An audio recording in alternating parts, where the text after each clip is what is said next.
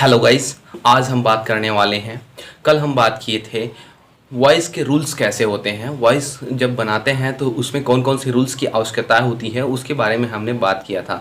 आज हम लोग बात करने वाले हैं प्रेजेंट इंडेफिनिट टेंस का।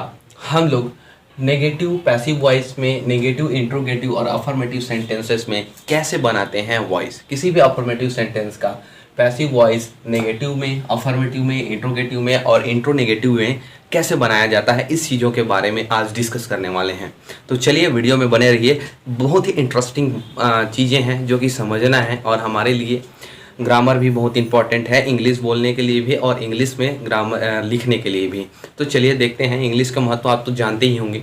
तो चलिए डिस्कस करते हैं present indefinite tense. Present indefinite tense में वॉइस की अगर बात करें तो जो एक्टिव वॉइस का जो फॉर्मूला या स्ट्रक्चर्स होता है वो subject plus verb first form S या E S plus object plus other word होता है।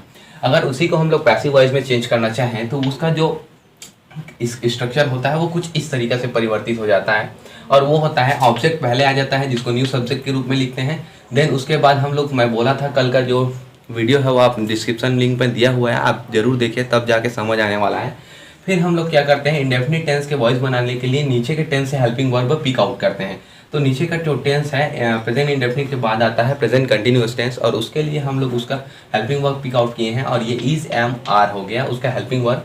फिर वर्ब का थर्ड फॉर्म हमेशा वॉइस में यूज़ होता है। देन उसके बाद अदर वर्ड, फिर बाई, फिर उसके बाद जो सब्जेक्ट है वो ऑब्जेक्ट बना करके लिखा जाता है जो न्यू सब ऑब्जेक्ट हमारा होता है। अब यहाँ पर देखिए ये होता है हमारा न्यू ऑब्जेक्ट। ये सब जब ये सभी न्यू ऑब्जेक्ट होंगे हमारे। अब यहाँ पर देखें, फिर नेगेटिव फॉर्म में अगर देखा जाए तो इसी में क्या करते हैं, हेल्पिंग वर्ब के बाद नॉट लगा देते हैं। एज लाइक दैट एग्जाम्पल के थ्रू समझ आएगा, लेकिन कहीं ना कहीं आपको स्ट्रक्चर को ध्यान में रखना है तभी जाके आप बना पाओगे। तो स्ट्रक्चर को ध्यान में रखते हुए देखिए, ऑब्जेक्ट का ऑब्जेक्ट है, न्यू सब्जेक्ट यानी कि, और ईज का ईज है, एम का एम है, आर का आर है। यहीं पर क्या करना है, वर्ब के थर्ड फॉर्म के पहले नॉट लगा देना है। देन उसके बाद पूरा एज इट इज स्ट्रक्चर को लिख देना है।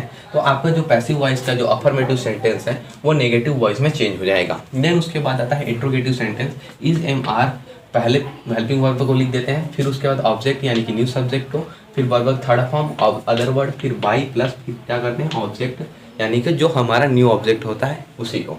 अब देन उसके बाद होता है इंट्रोगेटिव नेगेटिव। इसमें देखा जाए तो इंट्रोगेटिव नेगेटिव मतलब इंट्रोगेटिव जो सेंटेंस होता है उसे ही नेगेटिव में करने लगता है।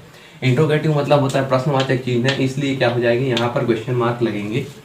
इसको मैं थोड़ा सा भूल गया था, ये क्वेश्चन मार्क जरूर लगा लीजिएगा। उसके बाद देखें, जैसे ही हमें इंट्रोगेटिव से इंट्रोगेटिव नेगेटिव बनाना रहता है तो इंट्रोगेटिव के सेंटेंस में हम लोग क्या कर देते हैं, नॉट का यूज़ कर देते हैं। तो ऑब्जेक्ट यहाँ तक तो सेम रहता है। देन उसके बाद क्या करते हैं, वर्ब के थर्ड फॉर्म के पहले यहाँ पर नॉट लगा दिया जाता है, फिर अदर वर्ड, फिर बाई, फिर ऑब्जेक्ट जो कि न्यू ऑब्जेक्ट के रूप में हम लोग जानते हैं, जो हमारा सब्जेक्ट को ही हम ऑब्जेक्ट बना देते हैं। ठीक है। अब उसके बाद देखते हैं, ये तो आपको समझ आया होगा और कुछ ऊपर से भी गया होगा, लेकिन अब इस बार वो ऊपर से नहीं जाएगा, कहीं ना कहीं एकदम माइंड में बैठने वाला है क्योंकि हम एग्जाम्पल बताने वाले हैं और एग्जाम्पल में जब आप समझोगे तब ज़्यादा बेस्ट रहता है। तो चलिए देखते हैं, आई राइट अ लेटर। ये क्या है, एक प्रेजेंट इंडेफिनिट टेंस है जो कि एक्टिव वॉइस में दिया गया है, लेकिन पैसिव वॉइस में ये कैसे चेंज होगा इसको देखिए। इसका स्ट्रक्चर कहता है ऑब्जेक्ट को इधर लिखना है, तो सबसे पहले ऑब्जेक्ट को न्यू सब्जेक्ट बना के लिखना है, तो अ लेटर हो जाएगा। देन उसके बाद क्या करना है, नीचे के टेंस से तो अ लेटर इज हो जाएगा। उसके बाद क्या हो जाएगा, वर्ब का थर्ड फॉर्म, तो राइट का थर्ड फॉर्म होता है रिटन, और देन उसके बाद क्या हो जाएगा, अदर वर्ड तो है नहीं, फिर बाई हो जाएगा, हमारा जो सब्जेक्ट है वो न्यू ऑब्जेक्ट बन जाएगा और वो हो जाएगा हमारा मी। ये हो गया आपका एक्टिव वॉइस।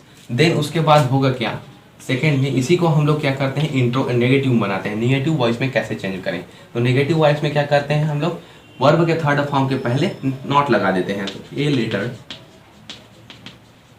इज नॉट लगा देना है, सिंपल नॉट लगा दिए, फिर ये पूरा जो टेंस है वो नहीं में चेंज हो जाता है, कहने का मतलब नेगेटिव में चेंज हो जाता है। तो ये नॉट हो गया, फिर आपको लिख देना है रिटन बाई मी। देन उसके बाद अगर इसी को इंट्रोगेटिव में चेंज करना चाहो तो ये रहा इसका स्ट्रक्चर है। इसी स्ट्रक्चर में क्या करना है, put the value get the answer, that simple. यहाँ पर देखिए तो ये हो जाएगा, यहाँ पर इस को हेल्पिंग वर्ब बाहर में ले लेते हैं, इज अ लेटर। अब नॉट को हटा देते हैं क्योंकि हम इंट्रोगेटिव बना रहे हैं, और देन उसके बाद आ जाएगा written by me. Question mark नहीं भूलना है, क्योंकि इंट्रोगेटिव का मतलब होता है प्रश्नवाचक वाक्य, और प्रश्नवाचक वाक्य कहने का मतलब प्रश्न का चिन्ह होना बहुत ही जरूरी है। देन उसके बाद आता है इंट्रोगेटिव नेगेटिव, मतलब इंट्रोगेटिव या प्रश्नवाचक बात को ही हम लोग नेगेटिव में कैसे बोलें, इसके लिए होता है इस का इस, ए का ए, लेटर का लेटर, वर्ब के थर्ड फॉर्म के पहले इसमें भी क्या कर देते हैं, नॉट लगा देते हैं, फिर रिटर्न का रिटर्न, वर्ब का थर्ड फॉर्म, देन बाई, फिर देन मी, दैट्स ऑल। इतना आप सीख जाते हो तो प्रेजेंट इंडेफिनिट जो टेंस है, interrogative negative, negative interrogative, affirmative voice कैसे बनाते हैं, ये चीज़ें आपको समझ आ जाएगी। आई होप ये वीडियो पूरा तरीके से क्लियर हो गया होगा। इस चैनल में बने रहिए, लाइक सब्सक्राइब शेयर कीजिए और इस अपॉर्चुनिटी का फ़ायदा उठाइए और एजुकेशन को लेते रहिए। Thank you.